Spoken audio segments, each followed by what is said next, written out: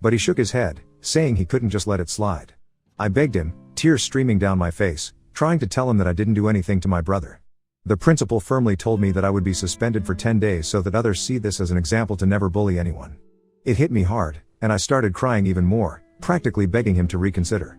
My parents, angry and embarrassed by the whole situation, dragged me out of the principal's office.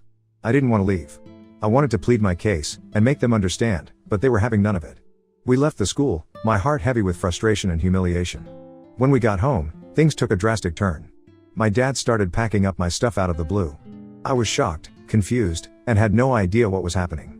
My mom asked him what he was doing, but he just shouted that he couldn't let me live in the same house as my brother anymore. I was crying, practically on my knees, and pleaded with my brother to tell them the truth, but he stayed cold, unmoved by my emotions.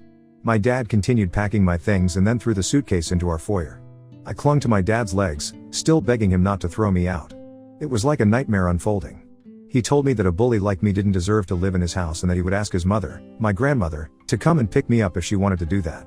It felt like the world had crumbled beneath me. I stood there in shock, surrounded by my belongings scattered in the foyer, kicked out of my own home. Eventually, my grandmother did show up. She gathered all my things and helped me place them in the car.